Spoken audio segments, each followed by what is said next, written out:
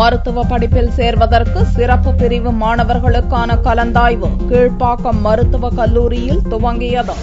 தமிழகத்தில் உள்ள மருத்துவக் கல்லூரிகளில் 2014-2015 கல்வியாண்டில் MBBS, BDS படிப்புகளில் மாணவர் சேர்க்கைக்கான கலந்தாய்வு சென்னை கீழ்ப்பாக்கம் மருத்துவக் கல்லூரியில் செவ்வாயன்று துவங்கியது.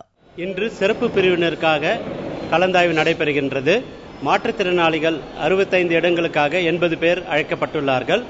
அவர்களுக்கு மருத்துவ பரிசோதனை செய்த பிறகு தேர்வு செய்யப்பட்டவர்களுக்கு அலாட்மெண்ட் வழங்கப்படும். ஸ்போர்ட்ஸ் கேட்டகரியில் 3 சீட்ஸ் இருக்குது. அந்த 3 சீட்டுக்கு அண்ணா யூனிவர்சிட்டி வெரிஃபை பண்ணி தேர்வு செய்து கொடுத்த பேரில் 6 பேர் அழைத்திருக்கிறோம். 3 சீட்டுக்கு 6 பேர் அழைத்திருக்கிறோம். அதில் யார் 3 பேர் எடுக்கிறாங்களோ முதல்ல தரவரிசைப்படி அவங்க அந்த ஸ்போர்ட்ஸ் தரவரிசைப்படி யார் எடுக்கிறாங்களோ அவங்களுக்கு அலாட்மெண்ட் வழங்கப்படும்.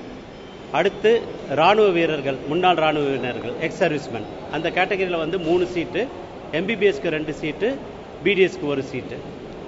அது முடிஞ்சிடுச்சு. இப்போ MBBSல 2 பேர் தேர்வு செஞ்சுட்டாங்க.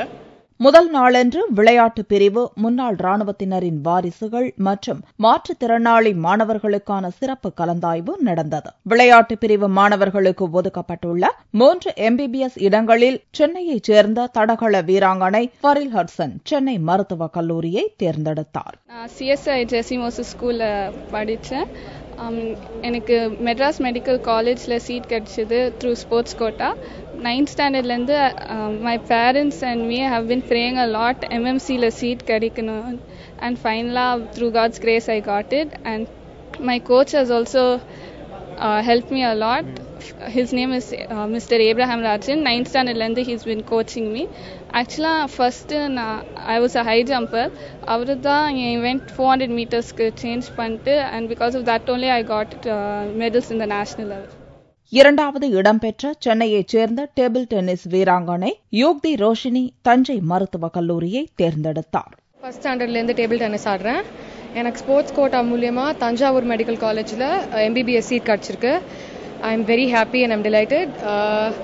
நான் sacred heart matriculation higher secondary ஸ்கூல்லேருந்து படித்து பாஸ் அவுட் ஆனேன்.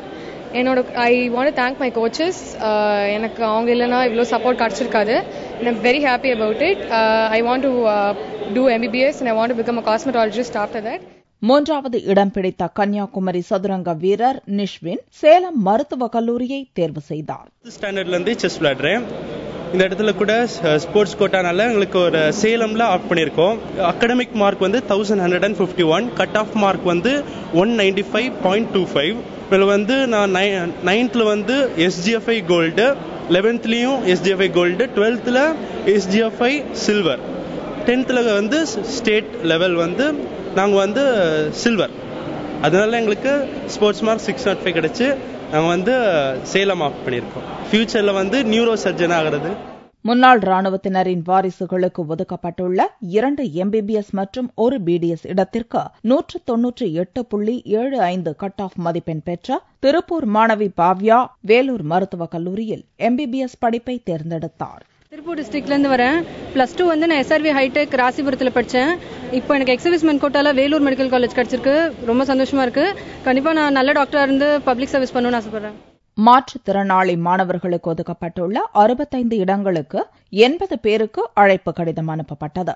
அவர்களுக்கான உடற்தகுதி பரிசோதனை செய்யப்பட்டு கலந்தாய்வு நடந்தது. பொதுப்பிரிவு மாணவர்களுக்கான கலந்தாய்வு புதன்கிழமையன்று காலை 9 மணிக்கு துவங்குகிறது.